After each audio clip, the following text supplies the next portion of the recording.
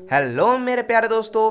तो जैसा कि आप सभी को पता है कि जवाहर नवोदय विद्यालय कक्षा छठी प्रवेश परीक्षा 2021 का रिजल्ट हो चुका है घोषित। तो दोस्तों जिन बच्चों का उसमें सिलेक्शन हुआ है उन लोगों को तो सबसे पहले कॉन्ग्रेचुलेशन, और जिन बच्चों का सिलेक्शन नहीं हुआ है उनके लिए भी कॉन्ग्रेचुलेशन, क्योंकि इस वीडियो को देखने के बाद आपको पता चल जाएगा कि आपका सिलेक्शन सेकंड लिस्ट में होगा या नहीं होगा, वेटिंग लिस्ट आएगी या नहीं आएगी। और दोस्तों अगर आपका सिलेक्शन नहीं हुआ है तो कोई चिंता करने की बात नहीं है, हो सकता है कि आपका सेकंड लिस्ट में नंबर आ सकता है। जैसे कि इस वीडियो को पूरा अंत तक देख लीजिए तो आपको पता चल जाएगा कि सेकंड लिस्ट क्या होती है, वेटिंग लिस्ट क्या होती है। तो वीडियो को देखने के बाद ही आपको पता चल पाएगा। और दोस्तों साथ ही साथ मैं आपको बता देता हूँ कि सेकंड लिस्ट में भी अगर आपका नंबर नहीं आया है तो क्लास 9th में भी आपका ऑप्शन रहता है।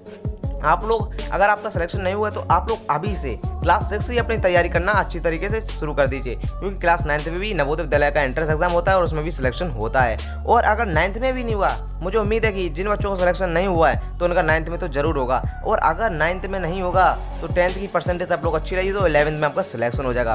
तो चलिए दोस्तों बात करते हैं अपने टॉपिक के बारे में कि जैसा कि हमने थंबनेल लगाया है कि जवाहर नवोदय विद्यालय कक्षा 6 2021 वेटिंग लिस्ट कब आएगी।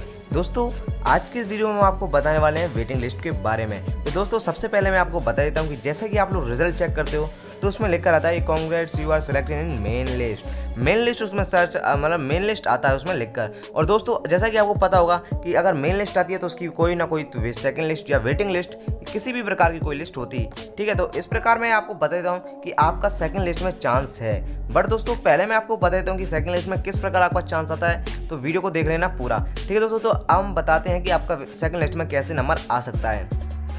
तो दोस्तों जैसा कि आप सभी को लोग को पता होगा कि जवाहर नवोदय विद्यालय कक्षा 6 में 80 बच्चों की सीट रहती है और 80 बच्चे ही उसमें सिलेक्ट होते हैं, जिसमें से 40 सीट लड़कियों की होती है और 40 सीट लड़कों की होती है। तो ठीक है दोस्तों, तो इस प्रकार आप लोग अंदाजा लगा सकते हो कि कितना टफ यहाँ पर सिलेक्शन पाना हो जाता है। अब दोस्तों मैं आपको बता देता हूँ कि आप लोग का किस प्रकार सिलेक्शन यहाँ पर हो सकता है। मान लेते हैं जैसे कि 80 बच्चे टोटल सिलेक्ट होते हैं, ठीक है।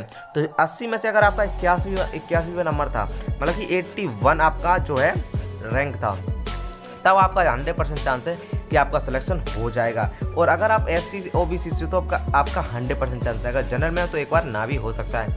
अब आपको बता देते हैं कि आपका किस प्रकार नंबर आ सकता है। देखिए दोस्तों जैसे कि आप लोगों को पता होगा कि 80 बच्चों का टोटल सिलेक्शन होता है। अगर 80 में से 4-5 लोगों ने जैसे मना कर दिया या फिर एक लोगों ने मना कर दिया, मान लेते हैं 4-5 लोगों ने मना कर दिया सिलेक्शन ना पाने से, ठीक है। तो कोई भी कारण से अपना मना कर सकता है, उसको पसंद नहीं आया स्कूल या फिर वो नहीं लेना चाहता, घर को नहीं छोड़ना चाहता, कोई लोग मना कर देते हैं। और वो मना कब करते हैं, या फिर 1-2 महीने बाद गुजर जाने के बाद। 80 बच्चों को मान लेते हैं पूरा सिलेक्शन हो गया, ठीक है, 80 बच्चों का पूरा एडमिशन भी हो गया। अब मान लेते हैं 1-2 महीने के बाद उनका मन नहीं लगा तो उन्होंने स्कूल छोड़ दिया, तब आती है वेटिंग लिस्ट। और अगर तब आती है वेटिंग लिस्ट। और अगर सिलेक्शन एडमिशन से पहले ही उन लोगों ने मना कर दिया तब आपके पास आएगा कॉल, जो 81वें नंबर पे होगा। अगर उन लोगों ने मना कर दिया, जो रिजल्ट जिनका सिलेक्शन हुआ था उसमें रिजल्ट में, तो अगर उन लोगों ने मना कर दिया तो आपको उसी टाइम कॉल आएगी। कब? जब वो लोग एडमिशन नहीं कर पाएंगे तब, ठीक है, जब उनका एडमिशन नहीं हुआ होगा तब, ठीक है। और अगर उनका एडमिशन हो गया होगा, अगर वो 1-2 महीने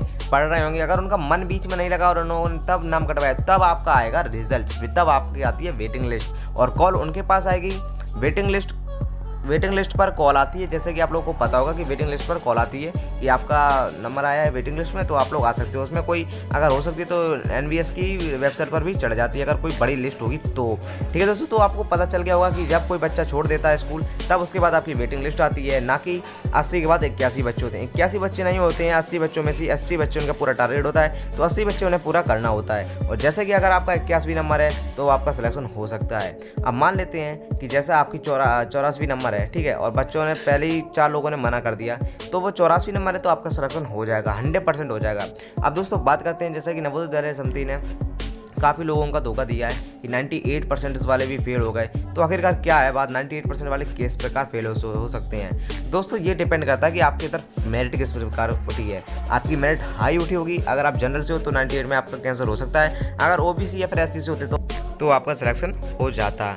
दोस्तों अब आपको पता चल चुका है कि वेटिंग लिस्ट किस प्रकार आती है। जब कोई बच्चा मना कर देता है एडमिशन लेने से तब उसमें सीट खाली हो जाती है, तो उस प्रकार से वेटिंग लिस्ट बनती है। दोस्तों आज की इस वीडियो में बस इतना ही, मिलते हैं अगली वीडियो में। तो इसी के साथ जय हिंद, जय भारत, बाय बाय डियर दोस्तों।